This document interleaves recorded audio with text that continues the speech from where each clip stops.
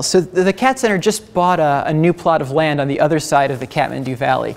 And that's great because it's a bigger space. So once they have more kennels there, they'll be able to do a lot more animal birth control and more rescue and treatment. But of course, this means that they have extra costs because they have to move everything to the new land and buy all the equipment they need to take advantage of the extra space. So they definitely have financial needs. You know, they're a small startup nonprofit, but on the bright side, things are really cheap in Nepal. Like a rabies vaccination costs about $1. And the whole, to spay and vaccinate a dog and keep her for a few days and give her any basic treatment necessary, it costs about $20. The rescue and treatment program, on average, it's less than $20 per dog. So they absolutely depend on donations and grants, which pretty much all come from the West.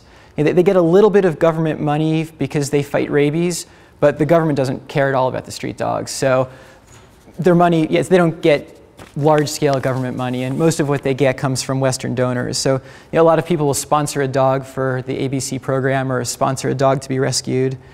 And they're always looking for donations of vet supplies and medicines and whatever they can get.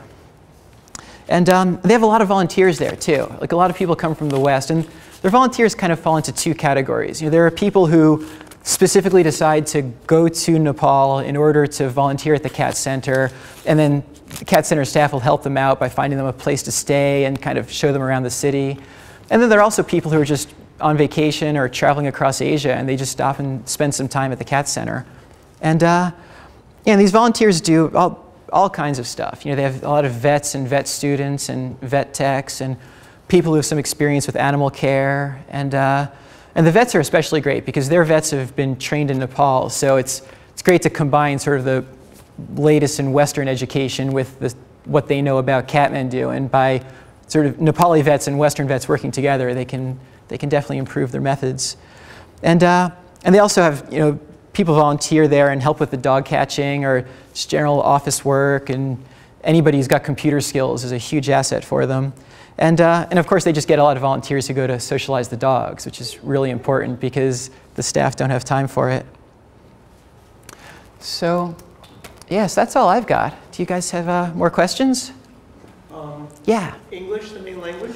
Oh, that's a good question. No, Nepali is the main language. Higher education is all in English, though, at least partly because it's just not worth the money to publish textbooks in Nepali. So people that grow up in Kathmandu definitely learn English in school, and they know enough English to have like a basic rough conversation. People that grew up in the villages may know some English or they may not, but anyone that's been to university speaks pretty good English.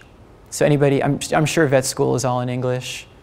So yeah, so I mean, for me, I could get, in really rural places, I had to just sort of wave my arms a lot, but in Kathmandu, I could get by just speaking English and knowing a few words of Nepali.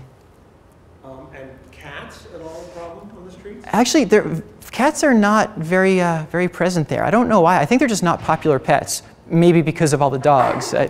But I've asked people about that, and they just said, yeah, cats are just not big. People aren't that big on cats. You see a few of them here and there, but... Yeah, there's not many in the wild then? Like out? Out... Wandering? No. There are very few feral cats. Yeah. Maybe there are so many dogs that kind of keeps the cat population down. I don't know. But yeah, it seems like they're not popular pets, and you don't see many out on the streets. I mean, once in a while, they would, the Cat Center would get a few cats, and they would find somebody to adopt them, but it wasn't common. Greg, how did you get involved in this? I may have missed that. I was out. Oh yeah, I said that in the beginning. I was planning on volunteering in Nepal, and I just thought somebody's got to be doing something about the street dog problem there. So I just Googled, dogs in Kathmandu or something like that, and the Cat Center popped up. So that was it. How long were you there? I was there about a year. I was volunteering on 3 different projects, and this was one of them. And the other 2 animal related as well? No, not at all. One of them was a project to create a medical school that's it's going to train students specifically to work in rural Nepal because there are basically no doctors in rural Nepal. And the other one is to try to create an organized ambulance system in the Kathmandu area. And both of those are still in progress. Still, it takes patience, but yeah, I'm still on and off involved in both of those. Yeah, it was fantastic. I mean, it's just, yeah, oh, just hanging out in Kathmandu, I learned about so many good causes, so many important projects and nonprofits doing great work. It's hard not to get involved in a lot of it. So if we wanted to help out the Kathmandu Center send money? Yeah, that would be fantastic. If you go to their website, yeah, you can donate through PayPal online, and it's not tax deductible from the US. They don't have enough American donors to make it worth it to get 501c3 status. But you can still make a donation online. You can sponsor a dog for, I think it's $20 to sponsor a dog for birth control and $15 to sponsor a dog for rescue and treatment, or just give as much as you want. But yeah, that would be a tremendous help. Any other questions? Cool. Well, thanks a lot. Thanks for coming.